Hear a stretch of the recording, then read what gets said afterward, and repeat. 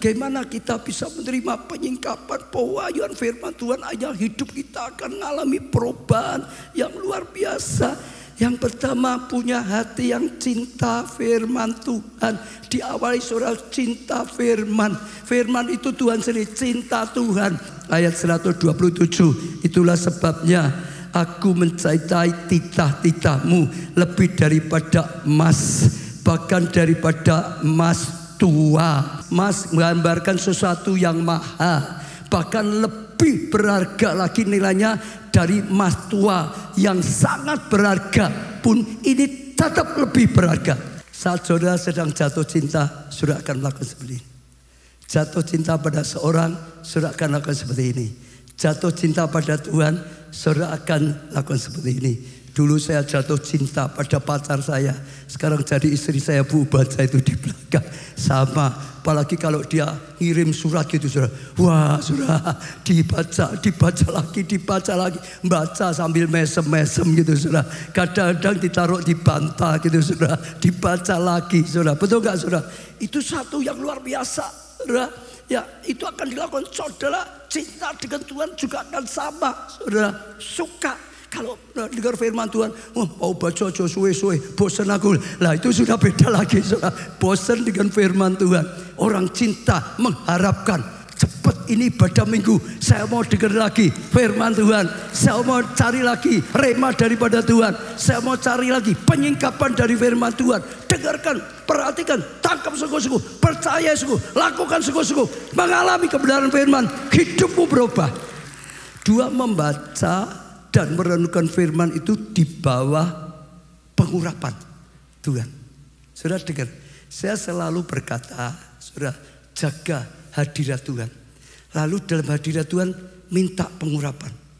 Tangkap pengurapan. Saudara, orang yang diurapi dan tidak itu beda. Jadi sekali lagi, setiap kali ada hadirat lalu pengurapan, saya doa minta pengurapan. Saudara jangan diam. Diam itu tidak dapat. Saya ulang sekali lagi ya. Saudara, diam itu tidak dapat pengurapan. Saya selalu ulang-ulang. Yesus menyediakan pengampunan, keselamatan, mukjizat. Tidak semua orang dapat. Hanya orang yang terima pengampunan dengan iman, dia baru dapat. Orang yang terima dengan iman keselamatan, dia dapat. Maka waktu saudara hidup saya, saudara dapat terima, saudara dapat pewahyuan. Ada banyak hidupnya dalam dosa, baru nyembah Tuhan, ditegur oleh Tuhan, tersungkur, bertobat. Lalu yang ketiga, membangun manusia roh yang kuat. Saudara jaga kehidupan rohani saudara, supaya kehidupan roh saya bertumbuh, tidak bayi-bayi. Bayi mau diajari, disingkapkan seperti apapun gak bisa ngerti, betul gak? Harus bertumbuh, ya terus makan makanan rohani, dipelihara rohaninya, betul? Ditanam, disirami, dirabukin, bertumbuh, makin dewasa, makin kuat. Saudara dengan firman makin kuat, betul nggak saudara? Ada makin kuat ditumbuhkan.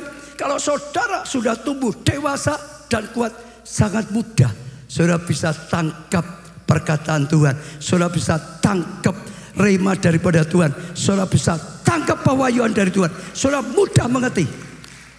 Yang keempat, hidup takut akan Tuhan, saudara. Iya, takut akan Tuhan itu bukan seperti takut dengan setan gitu, bukan. Takut nyalai Tuhan, takut nyakiti hatinya Tuhan, takut, saudara, kalau tidak menyenangkan hatinya Tuhan. Ingin selalu berbuat yang disukai Tuhan, ingin selalu melakukan yang memberkati hatinya Tuhan, ingin buat satu yang menyukakan hati Tuhan. Saudara itu merasa butuh Tuhan enggak? Kalau merasa enggak butuh, saudara itu sombong, merasa bisa. Betul?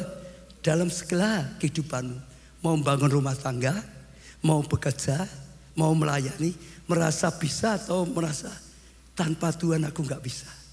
Cari Tuhan. Kalau saudara merasa bisa, enggak usah cari Tuhan, itu sombong, itu tinggi hati. Tuhan enggak perlu ngajari, diajari ya enggak akan dimasukkan hati karena merasa bisa. Tapi yang pertama sekali, rendah hati, nyadari tanpa Tuhan enggak bisa. Yang keenam, butuh bimbingan rohani. Harus ada bimbingan rohani kalau saudara ingin dapat pewahyuan dan keluarga rohani menyatu. Artinya begini, kalau saudara mau hidupmu dituntun oleh Tuhan, dapat pewahyuan, dapat pembukaan, dapat pencerahan, dapat tuntunan dari Tuhan, saudara harus ada pembimbing rohani. Harus hidup dalam komunitas rohani. Saya cerita dulu Komsel, itu komunitas. Saudara masuklah dalam komunitas. Kalau saudara masuk dalam komunitas sangat mudah, saudara. Ada yang bimbing, ada yang bisa tanya ini dan itu, ada yang menolong saudara saat saudara kesulitan, saudara, sehingga kasih karunia ada. Tapi khususnya harus tertanam dalam satu gereja lokal. Saudara tertanam dengan baik. Ya, saya sebagai gembala sidang, Bapak rohani itu bertanggung jawab pada Tuhan, harus membimbing, harus tuntun, harus mengembalakan, harus memuridkan, harus memperjuangkan saudara. Kalau saudara tertanam dengan baik, saudara dengarkan apa yang saya dapatkan dari Tuhan yang saya sampaikan. Sadar, saudara dapat pewahyuan, saudara dapat rema, saudara dapat tuntunan, saudara akan terus berjalan dalam tuntunan Tuhan, saudara akan terus bertumbuh di dalam Tuhan. Yang terakhir, saudara hidup dalam kepenuhan Roh Kudus.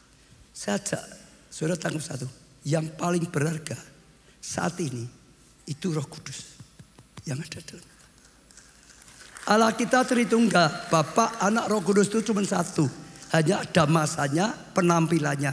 Perjanjian lama itu masa nampil Allah Bapa. Ya, dia sumber, dia segala satu.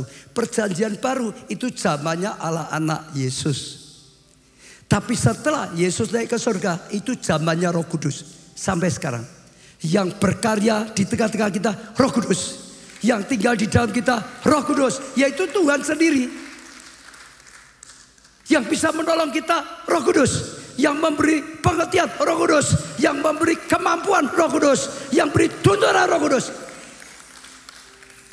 Roh Kudus lebih berharga dari yang lain. Saudara ngerti? Dia yang paling berharga. Gereja kita tanpa Roh Kudus nol. Saya hanya SMP 1 tanpa Roh Kudus nol besar. Saudara tanpa Roh Kudus nol. Saudara mau selamatkan jiwa tanpa Roh Kudus? Tidak mungkin. Sebab tidak ada seorang pun yang bisa mengerti dan percaya Yesus Tuhan kalau tidak dijamah Roh Kudus. Mau kita ngomong sampai capek ngomongnya nggak akan bisa. Hanya Roh Allah. Hanya Roh Allah. Kita mau belajar firman Tuhan tanpa disingkapkan Roh Kudus nggak bisa ngerti. Murid itu diajari Yesus sendiri aja nggak bisa ngerti. Tapi saat terima Roh Kudus, saat penuh Roh Kudus, terbuka sendiri. Dia bisa beritakan Injil. Dia bisa menjelaskan segala sesuatunya.